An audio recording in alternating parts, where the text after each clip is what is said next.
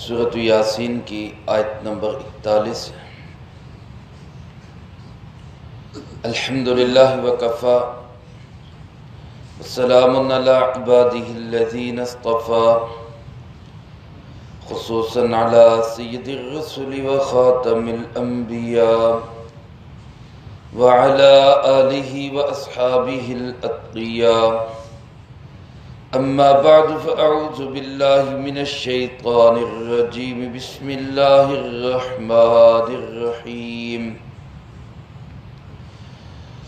وآیۃ لہم انا حملنا ذریتہم فی الفلک المشحون وخلقنا لهم من مثلہ ما یرکبون وَإِن نَّشَأْ نُغْرِقْهُمْ فَلَا صَرِيخَ لَهُمْ وَلَا هُمْ يُنقَذُونَ إِلَّا رَحْمَةً مِّنَّا وَمَتَاعًا إِلَىٰ حِينٍ وَإِذَا قِيلَ لَهُمُ اتَّقُوا مَا بَيْنَ أَيْدِيكُمْ وَمَا خَلْفَكُمْ لَعَلَّكُمْ تُرْحَمُونَ وَمَا تَأْتِيهِم مِّنْ آيَةٍ من آیات ربهم الا كانوا عنها معرضین۔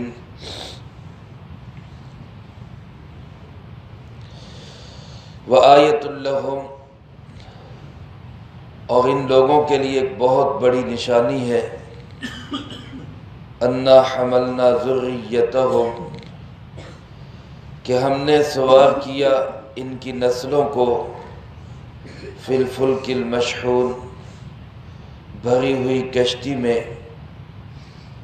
وخلقنا لہم من مثلہ،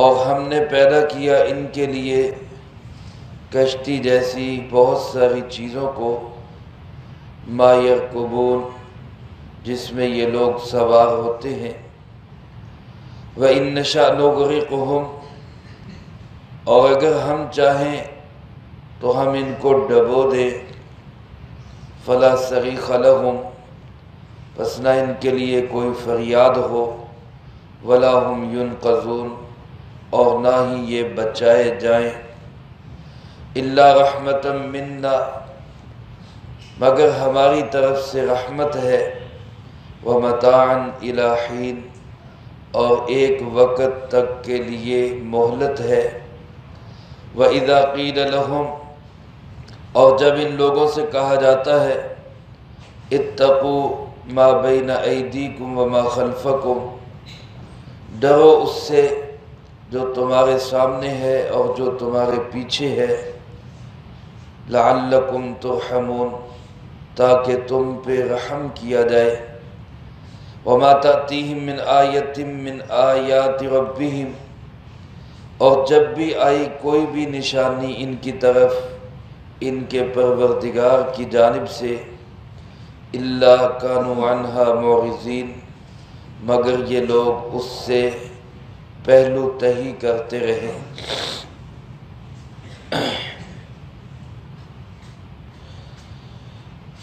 ان آیات مبارکہ میں اللہ رب العالمین نے اپنی قدرت کے دلائل کے ضمن میں کشتی کو اور اس کے پار لگنے کو بطور قدرت کی دلیل کے پیش فرمایا ہے۔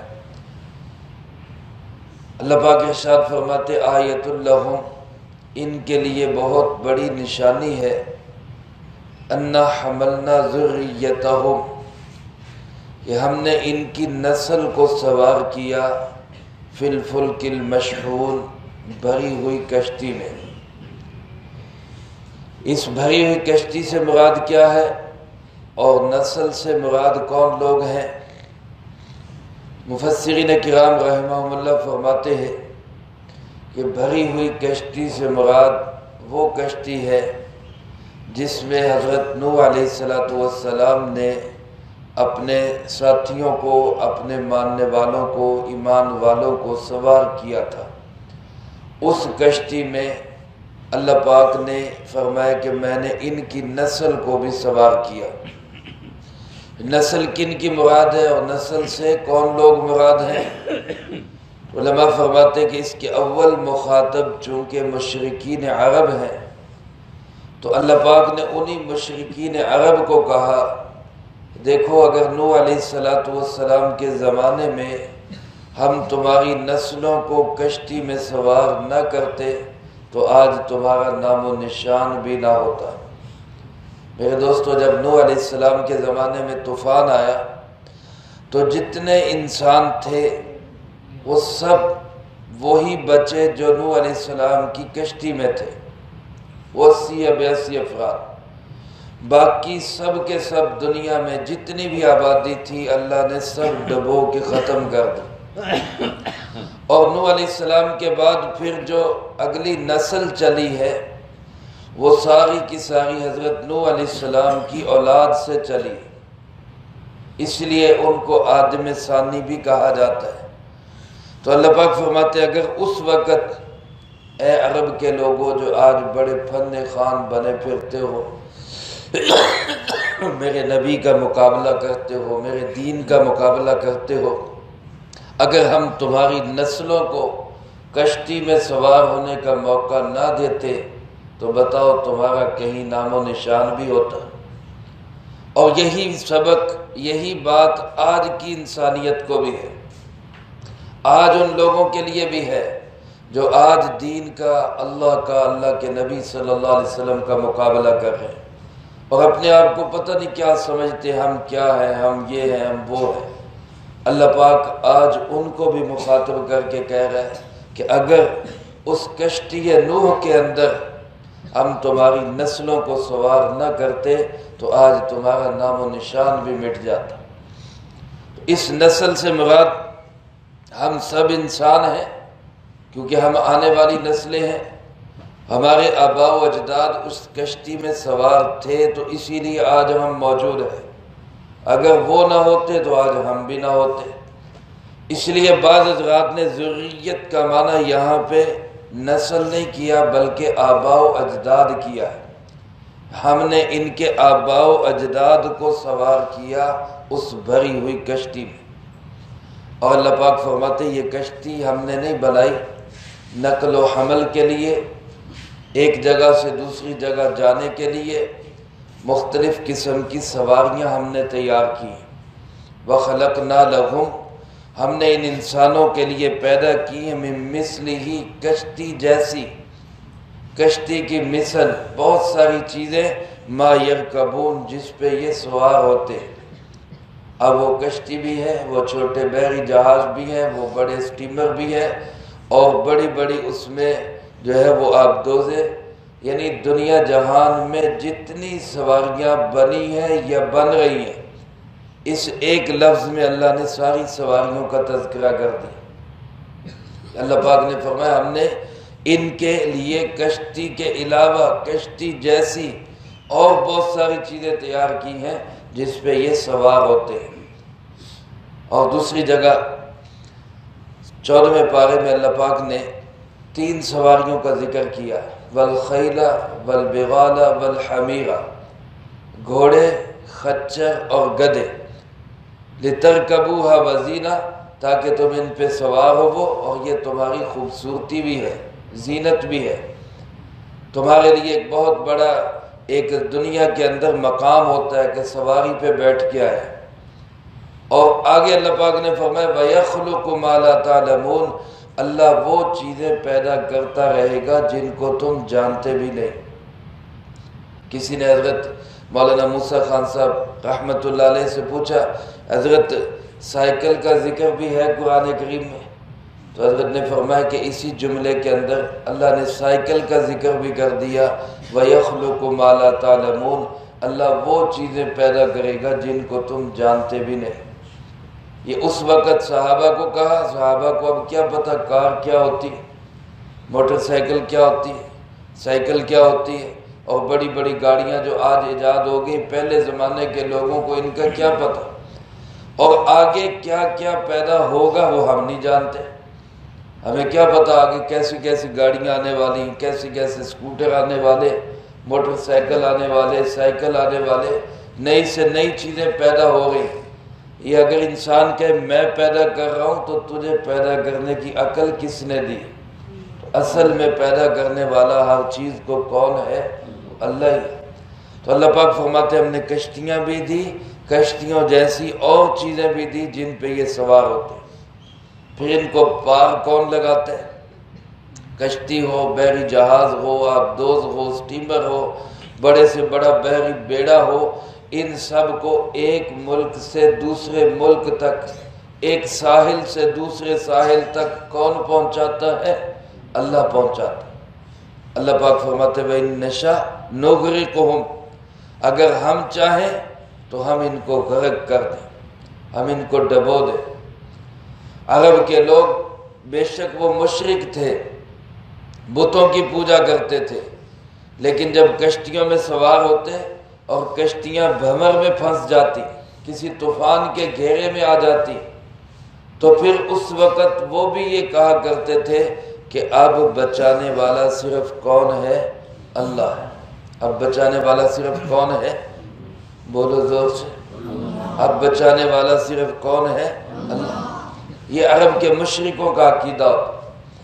لیکن آج اللہ معاف کرے ہم اتنی دور چلے گئے کہ ہم سمجھتے ہیں کہ کشتیوں کو کوئی اور بھی پار لگا سکتا ہے۔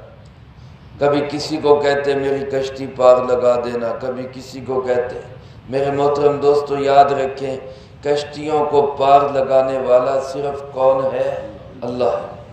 اللہ فرماتے اگر ہم چاہیں تو ہم ان کو ڈبو دیں، اور جب ہم ڈبونے پہ آ جائیں تو فلا صریخ لہم، پھر کوئی ان کی فریاد سننے والا نہیں ہوگا، چیخ و پکار نہیں ہوگی، یعنی چیخ و پکار کا کوئی فائدہ نہیں ہوگا، کوئی پکار سننے والا نہیں ہوگا۔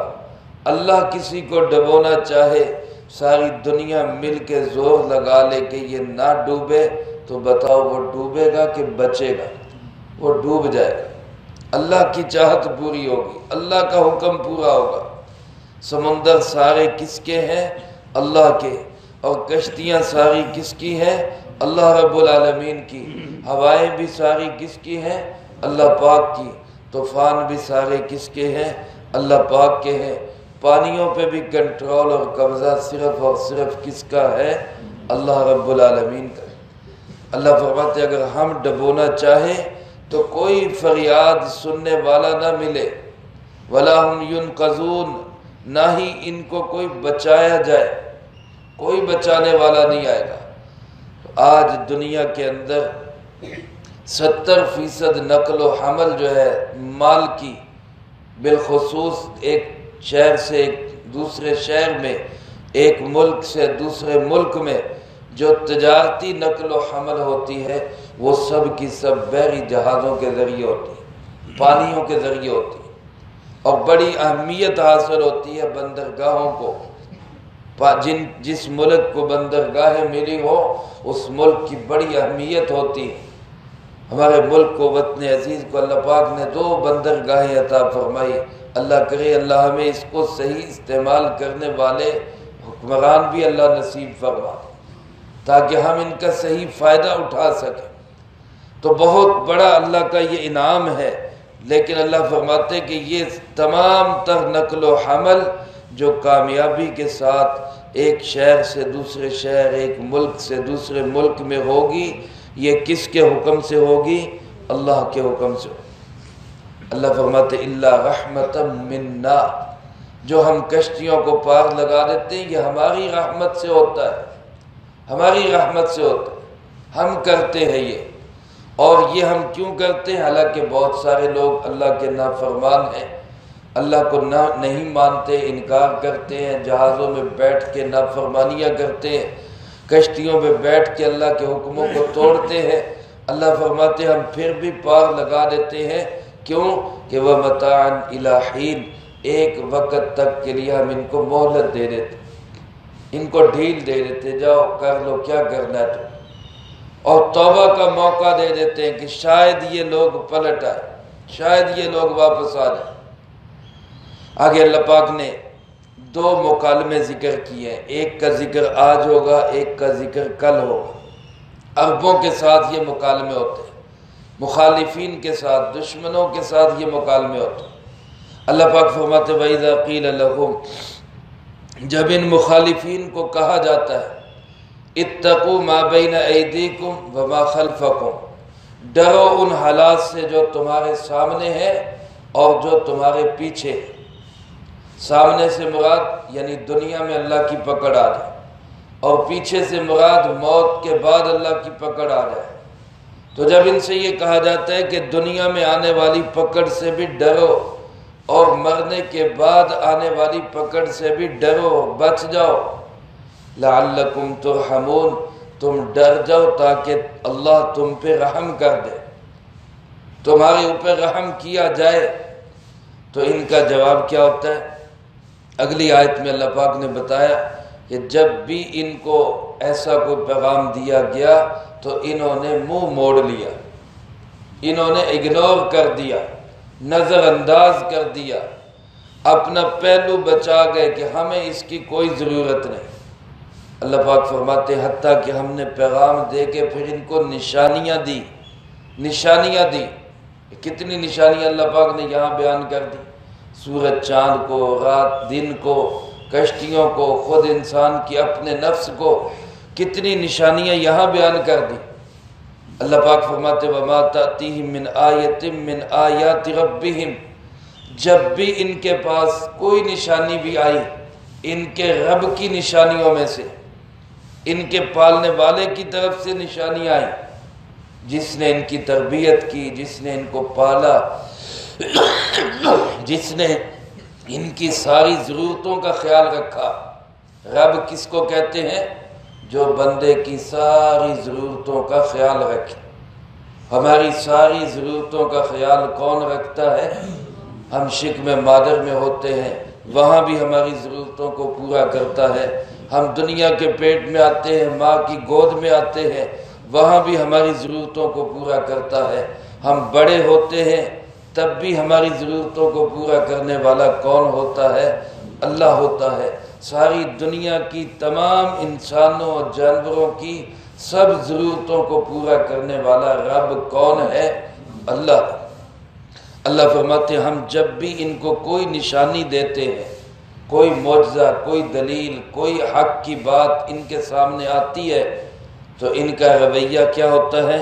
الا کانوا عنہا معرضین، یہ اس سے پہلو تہی برت لیتے، اعراض کرتے، اگنور کر جاتے ہیں، نظر انداز کر دیتے ہیں اس کو، یوں رویہ اختیار کرتے ہیں کہ ہمیں اللہ کی طرف سے آئی ہوئی نشانیوں کی کوئی ضرورت نہیں۔ میرے محترم دوستو، ہمارے پیارے آقا جناب محمد کریم صلی اللہ علیہ وسلم اللہ کی سب سے بڑی نشانی، اللہ نے آپ صلی اللہ علیہ وسلم کو جو معجزہ قرآن کریم کی شکل میں دیا، یہ سب سے بڑا معجزہ، زندہ جاوید معجزہ اور نشانی ہے۔ آج تک اسی حالت میں یہ قائم اور سلامت ہے اور قیامت تک اسی طرح قائم اور سلامت رہے۔ دنیا کی کوئی طاقت اس کو مٹا نہیں سکتی، اس میں کمی نہیں کر سکتی۔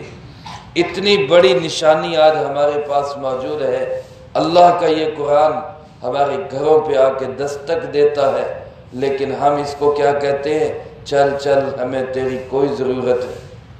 ہمارے گھر میں شادی ہوتی ہے، قرآن آتا ہے، دستک دیتا ہے، ہمیں کہتا ہے کہ بھائی شادی سنت کے مطابق کرو، سادگی کے ساتھ کرو، خرافات رسوم رواجات سے پاک کر کے کرو، بچی والوں پہ بوجھ نہ بنو، جہیز کی لمبی لمبی لسٹیں نہ دو۔ یہ قرآن آ کے ہمارے گھروں پہ دستک دیتا ہے اور ہم قرآن کو کیا کہتے ہیں؟ چل چل، ہمیں تیری کوئی ضرورت نہیں، ہم شادی پہ سب کو راضی کریں گے، تجھے راضی کرنے کی کوئی ضرورت نہیں۔ یہ کیا ہے؟ الا کانوا عنہا معرضین، لوگ قرآن سے اعراض برتتے، ہمیں ضرورت ہی نہیں ہے۔ خدا نہ خواستہ کسی کے گھر میں غمی ہو جائے، قرآن پھر آتا ہے اور آ کے دستک دیتا ہے، ہمیں پیغام دیتا ہے غم کیسے منانا ہے، ماتم نہیں کرنا، چہرہ نہیں پیٹنا، بے صبری نہیں کرنی، رسم و رواج میں نہیں پڑنا، سنت کے مطابق غمی کے تمام امور کو سر انجام دو۔ ہم قرآن کو کہتے ہیں جا جا، ہمیں تیری کوئی ضرورت نہیں، ہم تو جیسے ساری دنیا کرتی ہم تو ویسے کریں، ہم سارے رسم و رواج کریں۔ آج ہمارے بازاروں میں قرآن آتا ہے، ہماری دکان پہ آتا ہے، ہمارے اداروں میں آتا ہے، دفتروں فیکٹریوں میں آتا ہے، بینکوں میں جاتا ہے۔ خدا کے لیے سود چھوڑ دو، سود چھوڑ دو، سود چھوڑ دو، ناپ تول میں کمی نہ کرو، کسی کا حق نہ مارو، چیز جو طے ہوئی ہے وہی دو، ڈنڈی نہ مارو۔ ہم قرآن سے کیا کہتے ہیں؟ معرضین، اعراض کرتے ہوئے، چل چل ہمیں تیری کوئی ضرورت نہیں، جا کے مسجد میں آرام کر، جا کے گھر کی اونچی الماری میں جا کے آرام سے سو جا، ہمیں اپنی مرضی سے کاروبار کرنا۔ یہ معرضین ہے، یہ اعراض ہے۔ آج قرآن ہماری عدالتوں میں جاتا ہے، جج سے جا کے کہتا ہے کہ جناب مدعی مسلمان، مدعا علیہ مسلمان، وکیل مسلمان، جج صاحب تو مسلمان، فیصلہ قرآن کے مطابق کر دے، سنت کے مطابق کر دے۔ ہم قرآن کو کیا کہتے ہیں؟ ہماری عدالتیں کیا کہتی ہیں کہ چل چل ہمیں تیری کوئی ضرورت نہیں، فیصلہ تو انگریز کے قانون کے مطابق ہو۔ یہ عدالتوں سے اعراض ہو رہا ہے۔ آج ہمارا قرآن کریم پارلیمنٹ میں جاتا ہے، ایوان ہائے حکومتوں میں جاتا ہے، ایوان وزیر اعظم اور صدر میں جاتا ہے، اور جا کے حکمرانوں سے کہتا ہے کہ خدا را اس وطن میں جس کو اسلام کے نام پہ حاصل کیا گیا ہے، سپریم لا قرآن و سنت کو بنا دو، قرآن و سنت کے مطابق حکومت چلاؤ، قرآن و سنت کے مطابق فیصلے کرو۔ ہمارے حکمران ماضی کے ہو، حال کے ہو، وہ کیا کہتے ہیں؟ چل چل قرآن کی کوئی ضرورت نہیں، ہم تو اپنی مرضی سے حکومت کریں۔